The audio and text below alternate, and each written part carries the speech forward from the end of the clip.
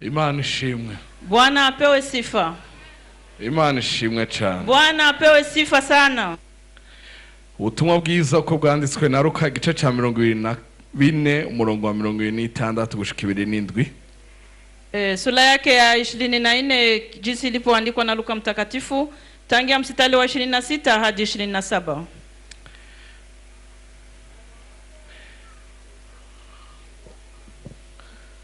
Mbega Kristo ntiyarakwiye kubabazwa atyo ngo abone kuja mu bwiza bwiwe.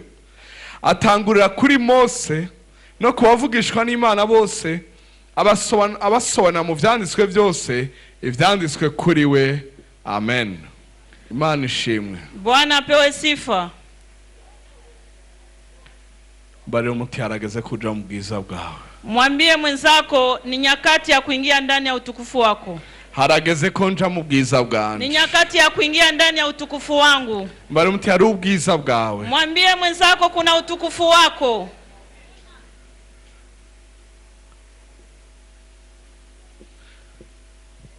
Iri jambo kugira ngo ritahure, ili neno kuhusu ulielewe, ukwiye gutahura yuko Kristo yarakwiye kubabazwa atyo. Unapaswa kuelewa kwamba Kristo angelipasa kusulubishwa hivi. Kristo bisobanura ngo inatafsiri hivi: uwasizwe amavuta, aliyepakwa mafuta, be na mafuta yiwe, pamoja na mafuta yake. Haleluya. Amen. Nuwasizwe amavuta, aliyepakaliwa mafuta, be na mafuta yiwe, na mafuta yake. Loin est son onction, the anointed one and his anointing. Aliyepakaliwa mafuta na mafuta yake. Uwasizwe be na mafuta yiwe. Alipakaliwa na mafuta yake. Ntiyasizwe gusa se na mafuta yiwe. Hakupakaliwa tu, ila alipakaliwa na mafuta yake. Imana ishimwe cyane. Bwana apewe sifa. Imana ishimwe cyane. Bwana apewe sifa.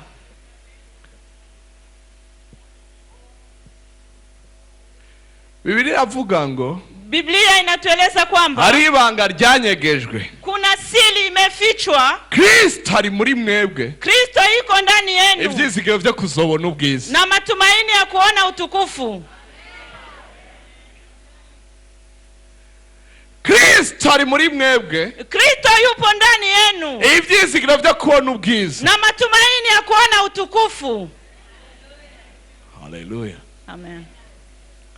Kugira ngo ubwo bwiza ububone, kuhusu uwezi ukaona hiyo utukufu, kugira ngo utahure, kuhusu uelewe, kugira ngo mucanwe gumugurugumba mu mutima wawe, kuhisi moto uburudike ndani yako, hari ikintu ukeneye gutahura. Unatarajia kujua kitu kimoja. Nuko uwasizwe, kwamba aliyepakaliwa yarakwiye kubabazwa gutyo, angelisulubishwa hivyo, kugira ngo yinjire mu bwiza bwiwe, kuhusu aingie ndani ya utukufu wake. Abantu benshi, watu wengi bagiriwe ubuntu, walinehemewa, barakizwa, wakaokoka, barasigwa n'Imana, wakapakaliwa na Mungu, barakoreshwa, wakatumikishwa. Mugabe y'ibigeragezo bije, lakini wakati wa majaribu barazima, wanazimika. bamara kuzima, wakisha maliza kuzimika, bagatakaza ubwiza, wanapoteza ile utukufu, bagatakaza igikundiro, wanapoteza ile upendo. Na Imana itakibakuyeko, na bila Mungu akuwataka mugabo bo ntibakigenderemo, lakini wao hawatembelee ndani. Halo. Bali mtu wasizwe arababazwa. Mwambie mwenzako kwamba aliyepakaliwa anasulubishwa.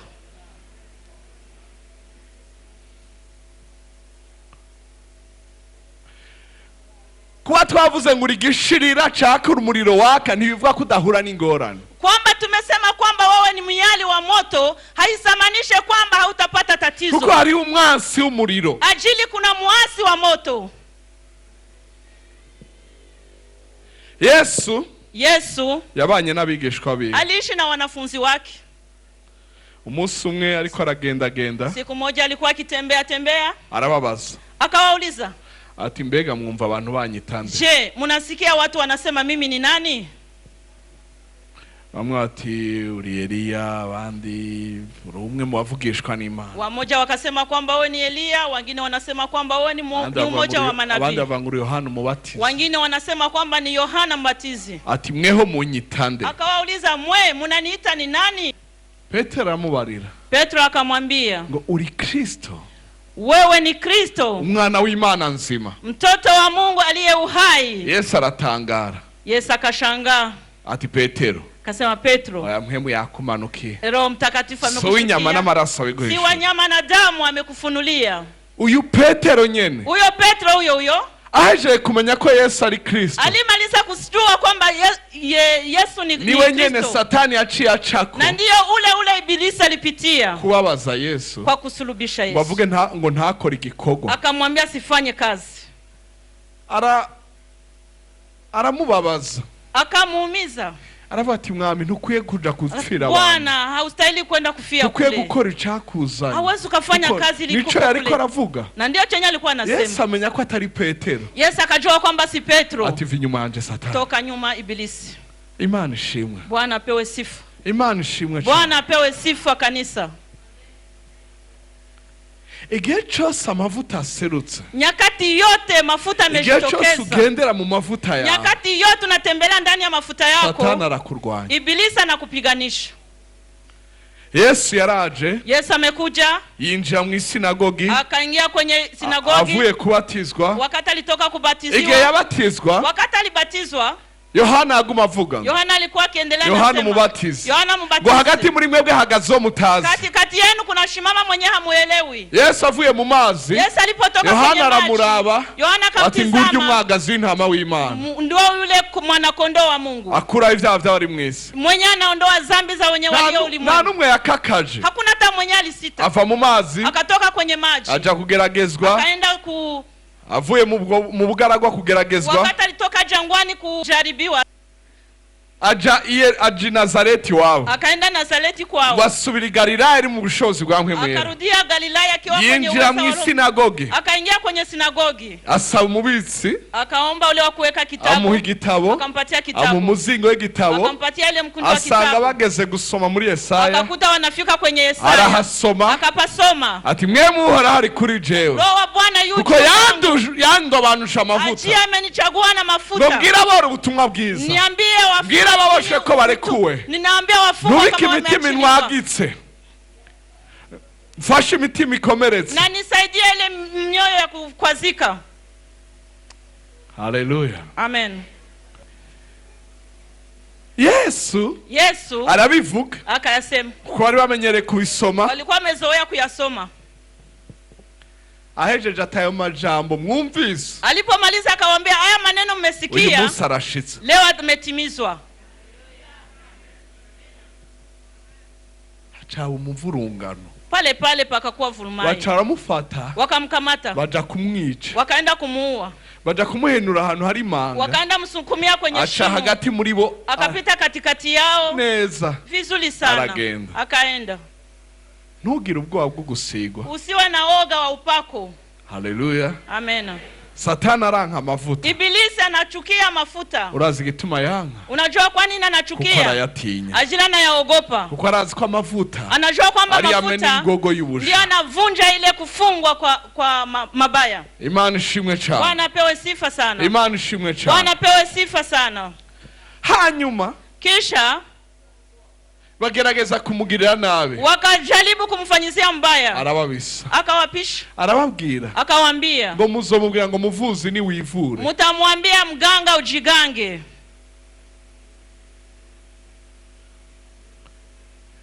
Yesu arapfa arazuka, akafa na akafufuka, ahura n'abantu batamumenye, akakuta na watu bababaye hawakumtambua, gose, walikuwa umucanwa wanahuzunika warazimye, sana, moto ulikuwa umezimika, bitwa abigishwa biwe, walikuwa wanajiitwa wanafunzi wake, ivyizigiro vyatakaye, hawakuwa na matumaini. akora ikintu, Akatenda kitu, arababwira, akawaambia, ntimwari muzi yuko hamkuwa mnajua kwamba aliyepakaliwa akwiye kwabazwa guto kugira ngo yinjire mu bwiza bwiwe, kuhusu aingie ndani ya utukufu wa Mungu. Nje kubarira umuntu wese yaciye mu kubabazwa, ninakuja mwambia ule mtu yote alipata shida, amaziga yaca mu kubabazwa, anamaliza masiku ari mu kubabazwa n'ubu, na hivi angala na yoba yarahonjeje no kumubabaro, honja taka dogo kwa kubera huzuni, gakiza ajili ya wokovu. harageze ko winjira mu bwiza Hii ni bwawe. nyakati ya kuingia ndani ya utukufu. Harageze ko winjira mu bwiza Hii ni bwawe. nyakati ya kuingia kwa Ndavuze ngo harageze ko winjira mu bwiza ninasema bwawe. ni wakati wa kuingia ndani ya Haleluya. utukufu wako. Amen. Wari ukwiye kumenya, wari ukwiye guca muri ivyo kugira ngo winjire mu bwiza bwawe. Uingie ndani ya utukufu wako. Simvuga ngo uri Kristo wewe, ninasema kwamba wewe ni Kristo. vuga ndavuga ngo Kristo ari muri wewe. Ninasema kwamba Kristo yupo ndani yako. Guhiga kubera Kristo ari muri wewe. Wenyana kutafuta mafuta kuriko yuko ndani yako na upako wako. Oh, hallelujah, hallelujah. Amen. Wakuwarengo kukijijwe nushagura n'ingorane yaraguhenze. Mwenye alikwambia kwamba hivi umeokoka hautakutana. Byari vyanditswe. Ilikuwa imeandikwa. Byari vyanditswe. Ilikuwa imeandikwa. Ukwiye kubabazwa. Kwamba hanyuma ukinjira mu bwiza. Haleluya. Amen. Sigiye cyo guterera hasi. Si nyakati za kutia chini. Sigiye cyo guhebura. Si nyakati za kuacha. Sigiye cyo kuva hasi. Si nyakati ya kusimama. Sigiye cyo kwaka umucanga. Nyakati ya kuwaka moto. Kuko ibyakubayeko byari bikwiye kuba kugira ngo winjire mu bwiza bwawe. Utukufu wako. Mbega ni mwari mubizi hamkuwa mnayajua ko wasizwa kuya kubabazwa kwamba aliyepakaliwa anapaswa kujaribiwa kisha anaingia ndani ya utukufu wake. Mwebwe ba Kristo, ingawa wa Kristo, mwebwe ba Kristo, mwe wa Kristo, walio wa Kristo, mugenda nka Kristo, unapaswa enda kama Kristo. Amavuta ya Kristo ari muri mwebwe. Amavuta ya Kristo iko ndani yenu. Paulo aravuga ngo, Paulo akasema hivi, Waefeso igice cya 3, Waefeso sura yake ya 3, ngo ndi mbohe ya Kristo, mimi ni mfungwa wa Kristo, ndi mbohe ya mavuta, mimi ni mfungwa wa mafuta, njani ya mavuta njanye, kwenye mafuta singori kushaka, siwezi nikatenda niliyopenda. Haleluya. Amena. Kijana kuyapa ingo msore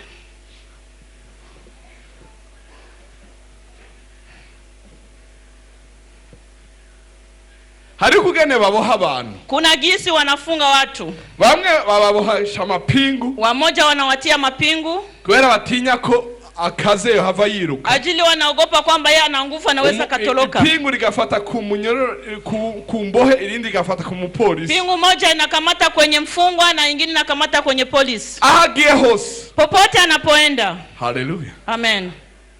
Bari mtimbohanwe na Kristo. Ambia mwenzako nimefungwa pamoja na Kristo. Hariho nukundi baboha abantu, na kuna jinsi nyingine wanafunga watu. Uyu nana haboshwe kutariko, huyu nayo ingawa vuga ajiyo nshaka, anakwenda popote ninataka. Haleluya. Amen. Paulo aravuga ngo, Paulo akasema, mbohe ya Kristo, mimi ni mfungwa wa Kristo, mbohe yuasizwe, mimi ni mfungwa aliyepakaliwa pamoja na mafuta yake. Haleluya. Amen. Yesu aravuga, Yesu akasema, ati mwambura bwenge mwe wakosa akili. Himwari muzi yuko hamkuwa mnajua kwamba Kristo akwiye kubabazwa, angelipashwa hanyuma akinjira mu bwiza bwiwe, kisha anaingia ndani ya utukufu wake.